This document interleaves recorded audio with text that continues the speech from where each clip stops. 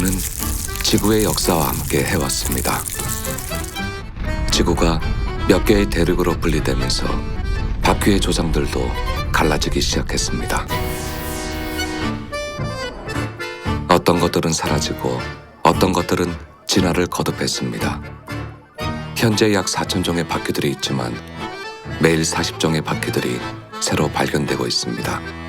선박과 비행기가 전 세계로 바퀴를 실어 날랐고 갈수록 따뜻해지는 기후는 바퀴의 든든한 우군이 되었습니다.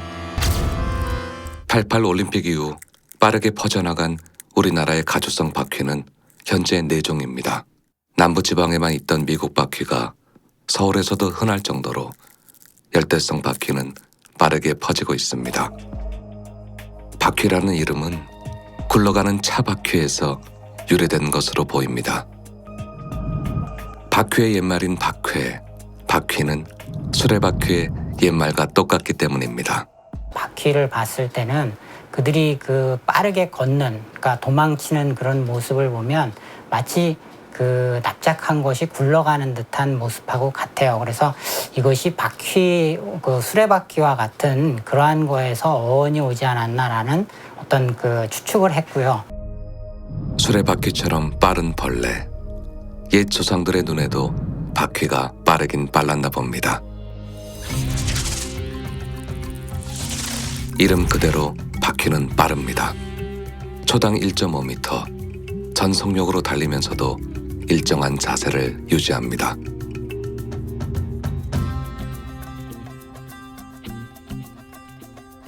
바퀴는 6개의 다리가 있지만 동시에 3개만을 사용합니다. 몸 한쪽의 첫째와 셋째, 다른 쪽의 둘째 다리로 삼각을 만듭니다.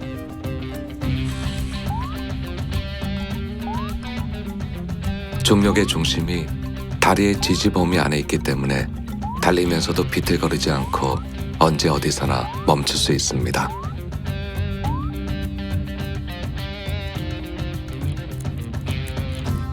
달리면서도 급회전이 가능하고 장애물 사이 방향 전환도 자유롭습니다. 바퀴의 다리는 공학적입니다.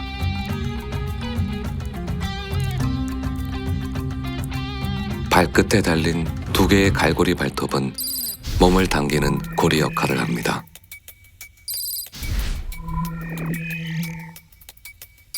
발과 앞다리에 달린 특수한 접착 패드는 수직면이나 천장에서도 미끄러지지 않게 하죠. 과학자들은 바퀴가 얼마나 오랫동안 굶주림을 견디는지 실험해 보았습니다. 3가지 다른 조건이 주어졌습니다.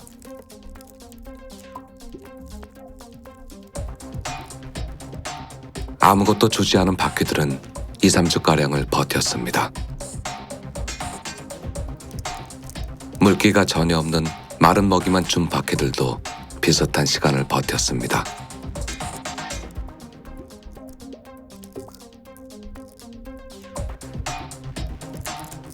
가장 오래 살아남은 건 물만 먹은 바퀴들이었습니다.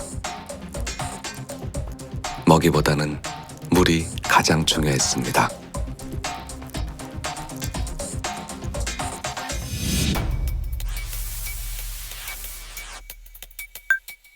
물만 먹을 수 있었던 미국 바퀴 암컷은 무려 90일간을 생존하였습니다. 정상 수명인 180일의 절반에 해당하는 놀라운 결과입니다. 굶주린 채 한 달 이상을 견디는 능력은 바퀴들이 여행 가방 안이나 화물칸에 실려 전 세계로 퍼지는데 큰 기여를 하였습니다. 복부에 거의 모든 공간을 채우고 있는 지방체 덕분에 바퀴는 먹지 않고도 견딜 수 있습니다. 하지만 작은 곤충의 몸에 수분을 저장하는 데는 한계가 있습니다.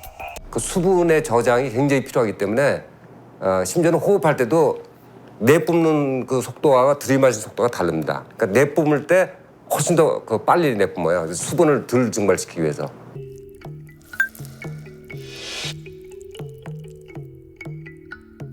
복부 마디들의 양 측면에 있는 기문은 숨구멍입니다. 모두 열상이 있죠.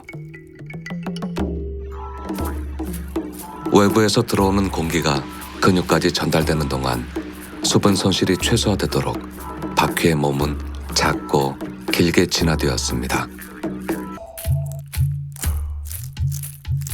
바퀴는 틈새를 좋아합니다. 식물이 빛을 발하듯이 바퀴는 모든 표면과 접촉하려는 본능이 있습니다.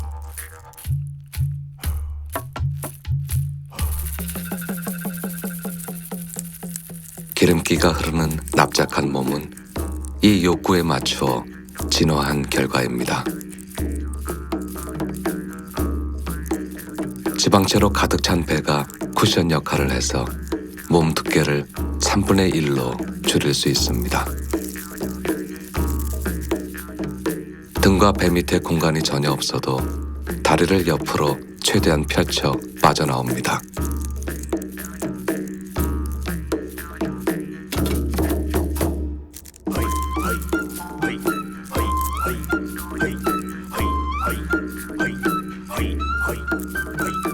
본능에 맞추어 몸을 진화시켜온 작은 생물. 우리는 바퀴에 대해 너무 모르고 있습니다. 바퀴에 대한 인간의 혐오감은 본능적인 걸까요? 아니면 학습되는 걸까요? 가장 큰 죄목은 병균을 옮긴다는 것입니다. 주방이나 벽 틈, 더러운 곳에 사는 바퀴가 다리털과 가시에 병균을 묻혀 다른 곳으로 옮기게 된다는 것이죠.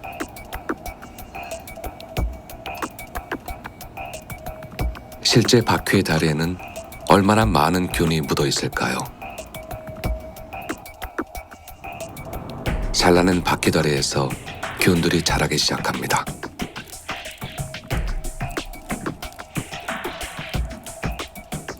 바퀴가 돌아다닌 곳에서도 균들이 퍼져나옵니다.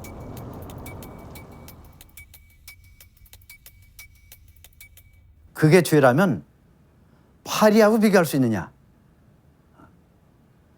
파리는 발바닥부터 시작해서 온몸에 그 잔털이 무지무지하게 많아요.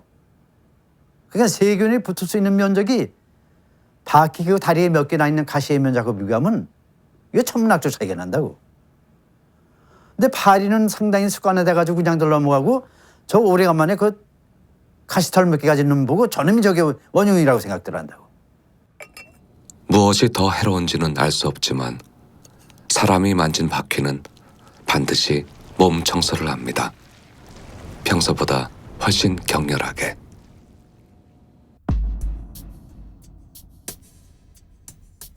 바퀴 알레르기는 또 다른 죄목입니다. 바퀴의 사체나 배설물에서 나오는 가루들이 알레르기를 일으킨다는 겁니다.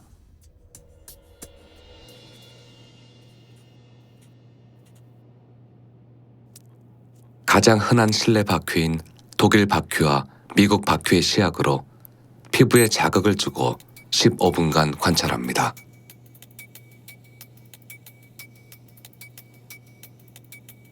반응이 강할수록 알레르기 질환으로 발전할 확률도 높아집니다.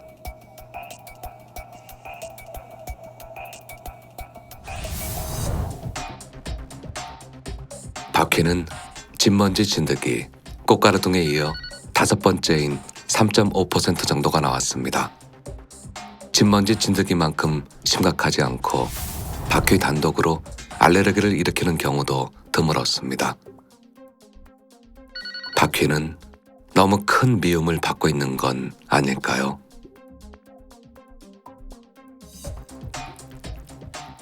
돌아보면 우리 곁엔 무수히 많은 곤충들이 함께 살고 있습니다. 그들은 몸에 입력된 목적대로만 움직이는 의지도 영혼도 없는 생물들일까요?